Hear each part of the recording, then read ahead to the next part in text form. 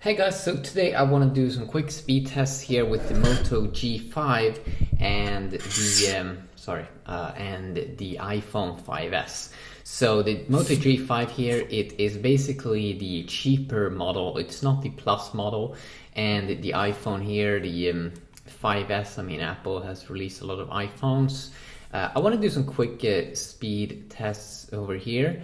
So what I'm gonna do is I'm gonna start off by doing a basic speed test of turning them on, and then I want to also go in and see some other things like the benchmark test and also a internet speed test.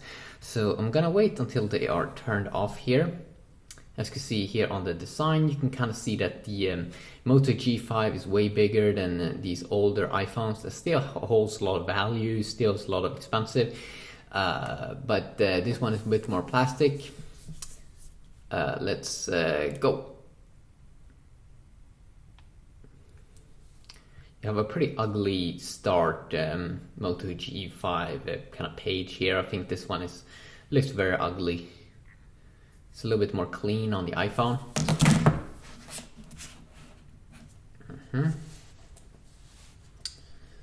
Come on. It kind of feels like the iPhone should be first. I updated this one to the latest beta. I think this one is iOS 10.3 beta 2 or something. Okay, this one is up and running. Sweet. And it's running 10.3.2, okay. And here we do have the Moto G5, which is running on Android 7.0.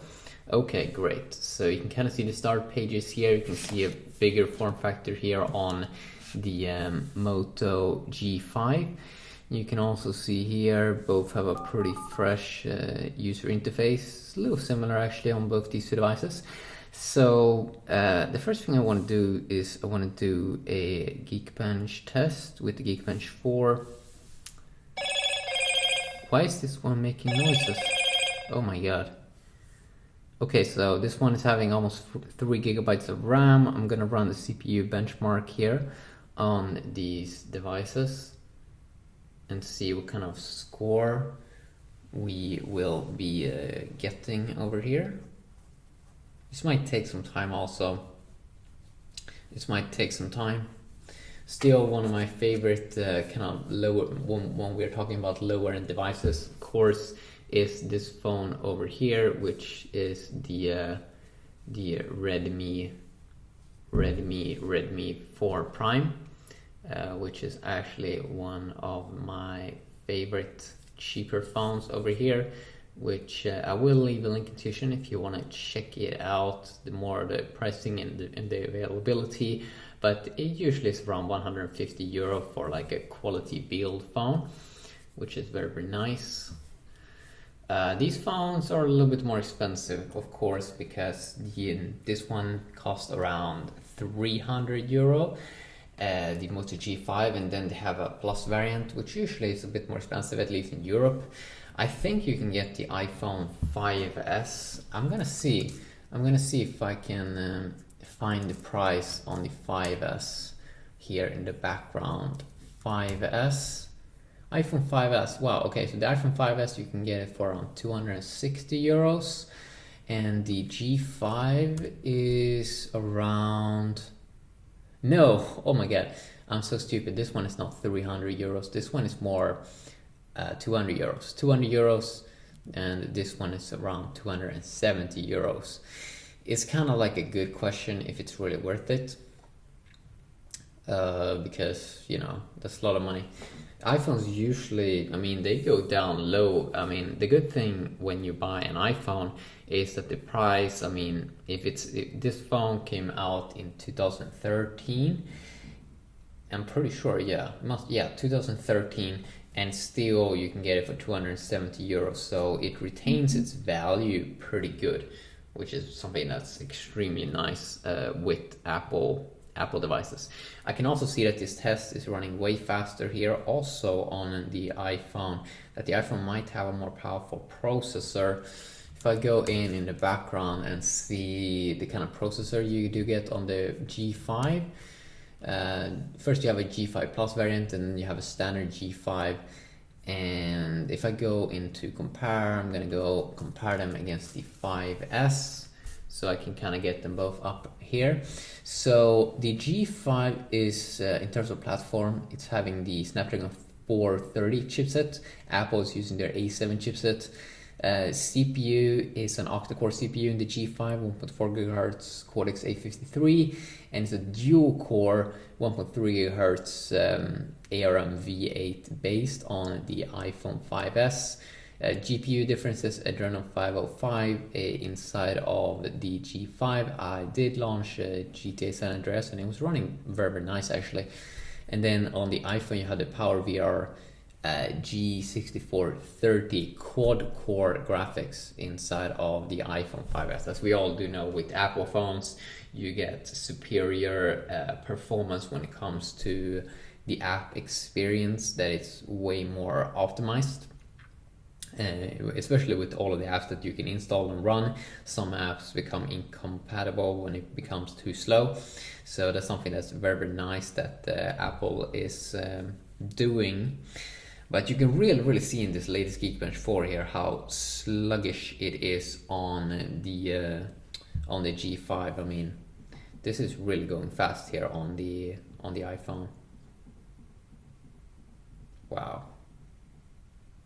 Let's see, running memory latency. Okay.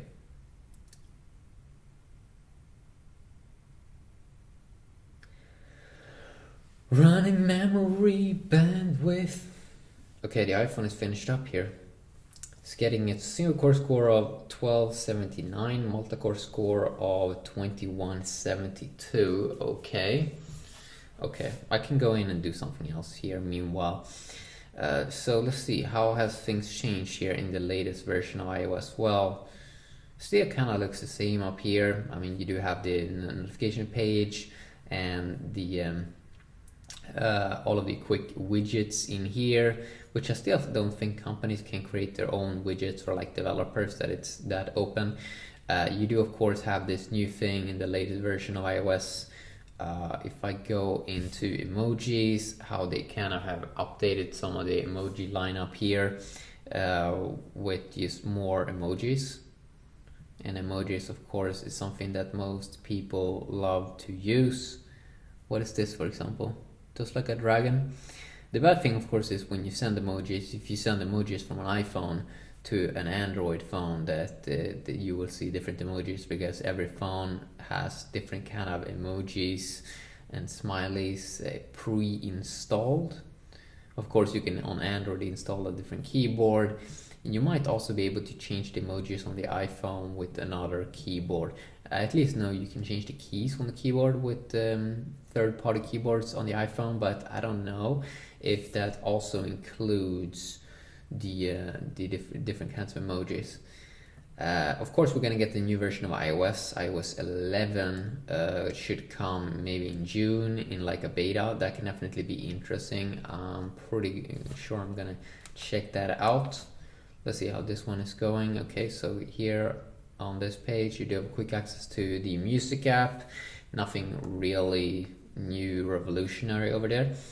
And of course this quick mode here, where you can change things. For example, when you're going to bed, you can change the screen to be warm or less warm. It should be better for your eyes, apparently.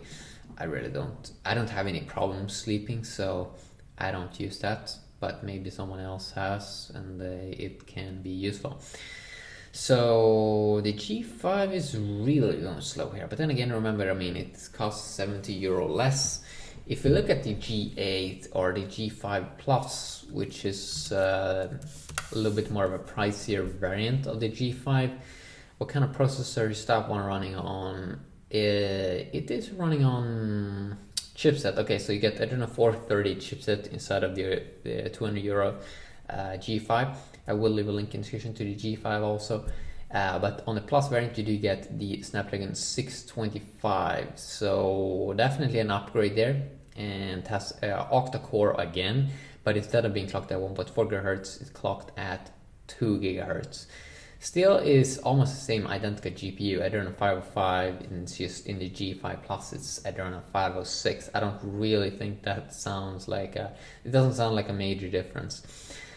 You do also get a little bit more internal storage. In the standard G5 it's only 1632 gigabyte variant as well, and in the G5 Plus it's 32 or 64 gigabytes, so a little bit higher there, which is yeah, it's interesting.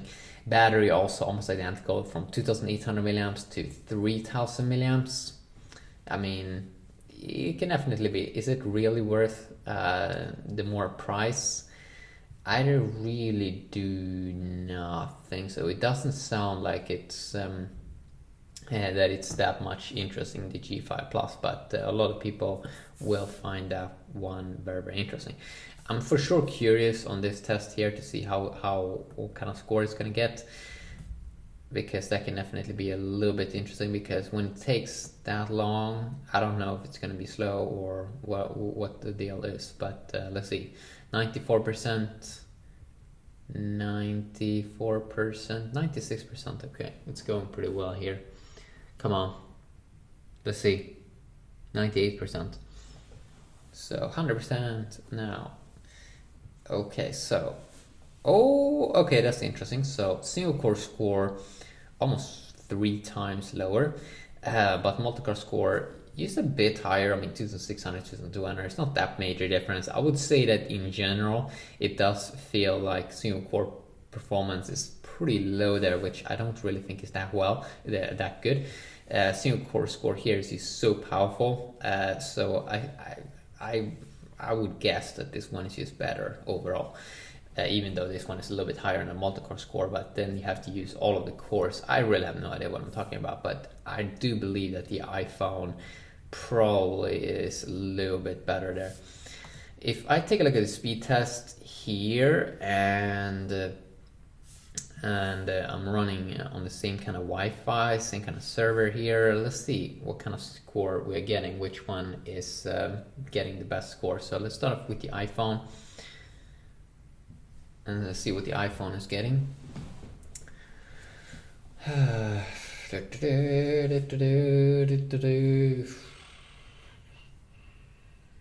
So the iPhone is going up 25, 26, 27, almost 30 megabits per second. We get the Porsche ad down there. It's very nice. 26. Okay. Not that bad. Upload, of course, worse because it's on a mobile hotspot, but it doesn't matter, because if both phones are connected from the same one, we can still see kind of like which one gets, if it's identical performance here. Okay, so the you can see the performance 26, almost 3 megabits per second. Let's see if the Android phone can do better. I really doubt it. Oh well, it is actually getting stronger. It's a tiny bit stronger actually. 29 megabits per second, and this one 26. And it's also getting a tiny bit higher here on the upload. I can see it's steady over 3 megabits per second. So a tiny bit higher on upload and a bit higher there on the download. So that is interesting. So yeah, so quickly a video is checking out some small things over here. Of course, there are some random things here with the G5. For example, this is not a home button. This seems to only be a fingerprint thing, and on-screen keys there to close things down. But yeah, quick small test there, and let me know if you want to see something else, and yeah, have a great day.